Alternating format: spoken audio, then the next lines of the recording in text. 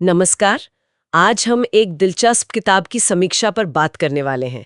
Kevin मिसल की सत्य योद्धा कल्कि ब्रह्मा की आंख। जी हाँ, ये कल्कि ट्रिलॉजी की दूसरी किताब है, माइथोलॉजिकल फिक्शन। बिल्कुल। और आज हम इस समीक्षा के जरिए किताब की खास बातों को और इसके सार को समझने की कोशिश करेंगे। हाँ, देखते हैं समीक्षा क्या कहती है। तो समीक्षा के मुताबिक कहानी ठीक वहीं से शुरू होती है, मतलब जहां पहली किताब खत्म हुई थी। कल्कि हरि वो अब मान चुका है कि वो विष्णु का 10वां अवतार है। हाँ, अपनी नियति स्वीकार कर लिया उसने। पर लगता है आगे का सफर आसान नहीं है, उथल पुथल भरा है। समीक्षा में लिखा है कि कहानी कल्कि के रहस्यमयी अतीत को खोलती है। अच्छा। उसके अतीत के बारे में भी है। हाँ। और ब्रह्मा की आंख का जो राज है वो भी सामने आता है। साथ ही नए खतरे भी हैं, जैसे विश्वासघात है, सत्ता के भूखे राजा हैं, पुरानी भविष्यवाणियां हैं। ओहो, काफी कुछ चल रहा है मतलब। और उसका दुश्मन कल्कि वो और भी ताकतवर होकर लौटा है, एक बड़ी सेना के साथ। समीक्षा ने इसे 5 में से 4 स्टार दिए हैं। और 4 स्टार, ये तो काफी मजबूत रेटिंग हुई है ना? और समीक्षा में मुख्य विषयों पर भी जोर दिया गया होगा।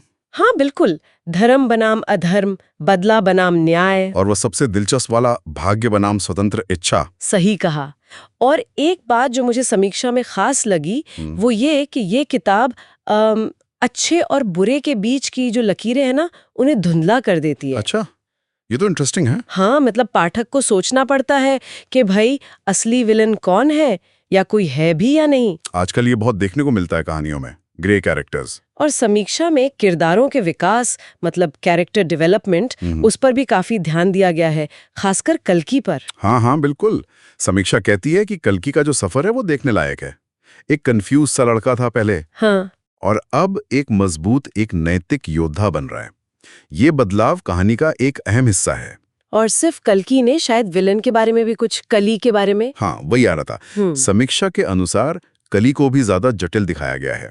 मतलब सिर्फ बुरा नहीं। अच्छा। उसके इरादे, उसका अतीत, उसकी भी कुछ झड़कियां मिलती हैं, तो हो सकता है पाठक को मतलब थोड़ी सहानुभूति भी महसूस हो। अजीब है, पर हो सकता है। हाँ, ये लेखक का कमाल होता है अगर वो ऐसा कर पाए। और नए किरदार भी हैं, अर्जुन, कृपा, मनसा, द्रौपदी। जी। समीक्षा कहती है कि इन नए किरदारों से कहानी की दुनिया और बड़ी और कह सकते हैं ज्यादा जीवंत लगती है। तो ये कहानी को कॉम्प्लिकेट तो नहीं करते, मतलब फोकस बना रहता है। समीक्षा का तो यही कहना है कि ये कहानी को गहराई देते हैं, कल्कि की यात्रा को समझने में मदद करते हैं, साइड कैरेक्टर जैसे नहीं लगते, कहानी से जुड़े हुए हैं। ठीक है। और लिखने का स्टाइल कैसा बताया है, लेखन शैली? तेज तर्रार, फास्ट पेस्ड, और एक खास तकनीक इस्तेमाल हुई है, मल्टीपल पॉइंट ऑफ व्यू। ओह, कई किरदारों के नजरिए से कहानी। हाँ, ये आजकल काफी चलता है फैंटेसी में। सही। इससे पाठक को पूरी तस्वीर मिलती है, अलग अलग एंगल से। समीक्षा में लेखक की तारीफ भी है। किस बात के लिए? कि कैसे उन्होंने पुरानी भारतीय पौराणिक कथाओं को मॉडर्न फैंटेसी के साथ मिलाया है, देवताओं और राक्षसों की कहानियों को एक नया, एक युवा अंदाज दिया है। अच्छा, मतलब आज की पीढ़ी के लिए रिलेटेबल बनाया है। हाँ, कुछ वैसा ही। और लड़ाई की सीन, उन्हें तो बहुत विजुअल, एकदम सिनेमाई बताया गया है। वाह, जैसे पढ़ते हुए फिल्म चल रही हो। बिल्कुल। लेकिन क्या समीक्षा में कुछ कमजोरियां भी बताई गई हैं? यह सब अच्छा ही अच्छा है। नहीं, समीक्षा ईमानदार लगती है। कुछ कमियां भी बताई हैं। जैसे कुछ डायलॉग्स, वो कहीं कहीं कहानी के पौराणिक माहौल से मेल नहीं खाते, थोड़े ज्यादा मॉडर्न या फिल्मी लगते हैं। ये हो जाता है कभी कभी। पर पीओवी वाली बात, उसके कारण कभी कभी बीच में कहानी की रफ्तार थोड़ी धीमी लग सकती है, क्योंकि आप एक किरदार से दूसरे पर स्विच करते हैं। हाँ, ये संतुलन बनाना मुश्किल होता है। अच्छा, कोई खास कोट या लाइन है समीक्षा में जो किताब के एसेंस को पकड़ती हो? हाँ, एक है, और ये सीधे भाग्य बनाम स्वतंत्र इच्छा वाले थीम से जुड़ती है। बताइए। ब्रह्मा की आंख तुम्हें केवल दुनिया नहीं दिखाती कल्कि, यह तुम्हें वह दुनिया दिखाती है जिसे बनाने के लिए तुम किस्मत में लिखे हो। वह दुनिया जिसे बनाने के लिए तुम किस्मत में लिखे हो। ये तो वाकई गहरा है, भाग्य और कर्म का सवाल। बिल्कुल।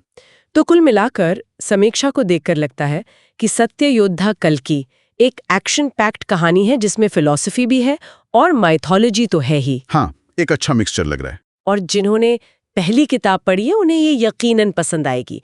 कहानी की दुनिया को और फैलाती है, किरदारों में गहराई लाती है, और एक बड़े फिनाले की तैयारी करती लगती है। बिल्कुल। और हाँ, समीक्षा ये भी कहती है कि किताब एक क्लिफहैंगर पर खत्म होती है। ओह, यानी अगली किताब का इंतजार रहेगा। जाहिर है। वो जो एक बात पहले आई थी ना, अच्छे और बुरे की धुंधली लकीरों वाली, हाँ।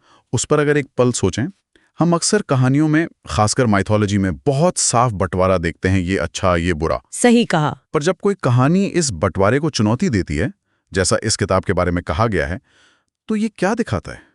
क्या ये हमें सोचने पर मजबूर करता है कि शायद चीजें उतनी ब्लैक एंड व्हाइट नहीं होती? हाँ, कि शायद बुराई के पीछे भी कोई वजह होती है, या अच्छाई भी हमेशा परफेक्ट नहीं होती। बिल्कुल।